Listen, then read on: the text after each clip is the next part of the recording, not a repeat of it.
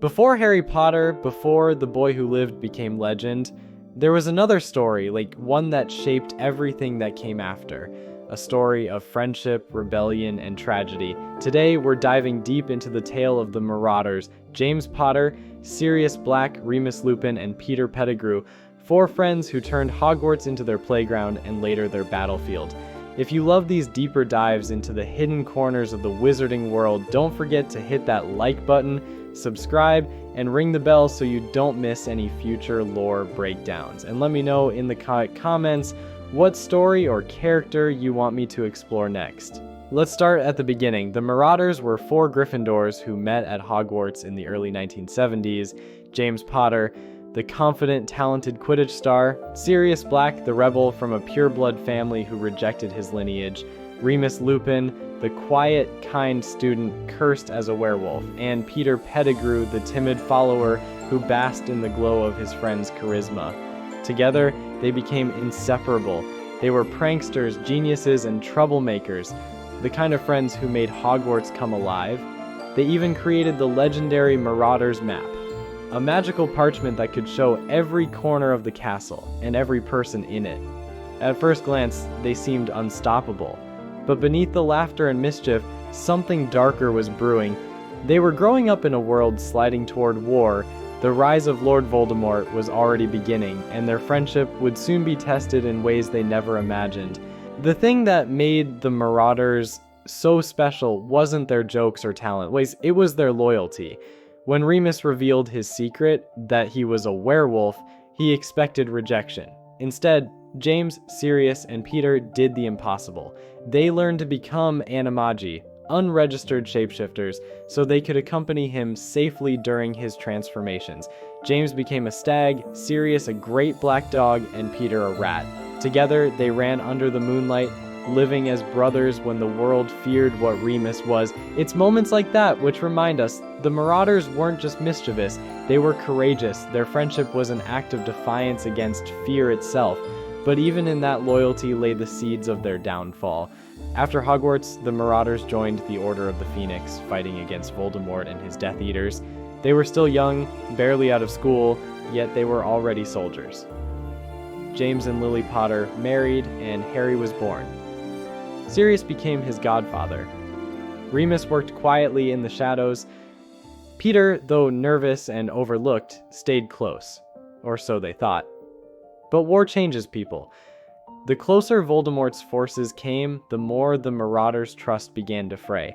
Sirius suspected Remus of being a spy. Remus suspected Sirius, and all the while, the true traitor was the one no one suspected, Peter Pettigrew.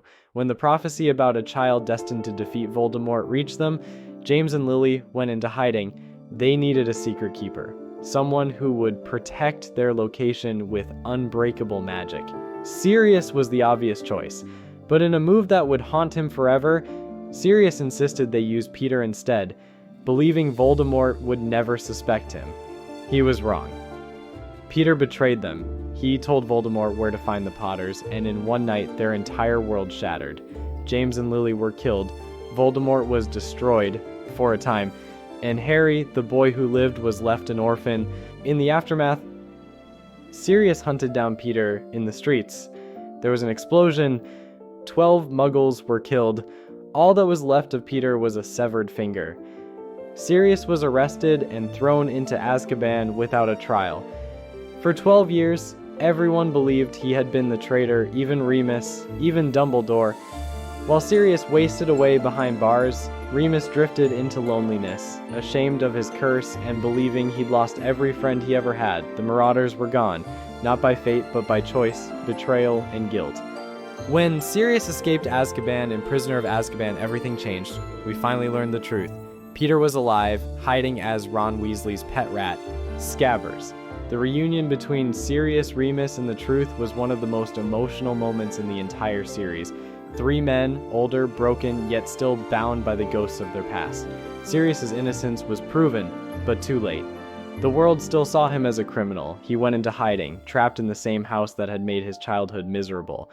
Remus joined the resistance again, but the pain between them never fully healed. Even when they reunited to form the new Order of the Phoenix, you could see the cracks. Years of mistrust, grief, and loss that time couldn't mend. By the time of the Second Wizarding War, the Marauders were ghosts of who they once were. Sirius died first, killed by his cousin Bellatrix during the Battle of the Department of Mysteries. His death was swift but symbolic, the last flicker of the old rebellion snuffed out. Remus followed him in Deathly Hallows, fighting bravely in the Battle of Hogwarts alongside his wife, Tonks. They both died protecting the world they believed in, leaving behind a son who, ironically, would grow up just like Harry, an orphan of war. And Peter, he died alone, strangled by his own silver hand, a gift from Voldemort, when he hesitated to kill Harry out of a momentary spark of mercy. Even his redemption was twisted.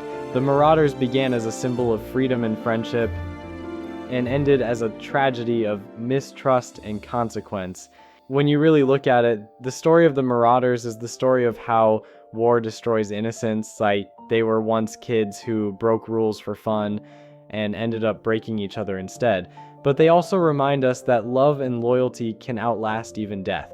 Every time Harry conjures his Patronus, every time he fights for what's right instead of what's easy, the Marauders live on. If you made it this far into the video, thank you. I love creating these deep dives into the hidden corners of the wizarding world, and your support genuinely helps me keep doing it. So please, hit that like button, subscribe, and share this video with another Potter fan. Comment below and tell me what you want to see next. Thanks for watching. Peace out.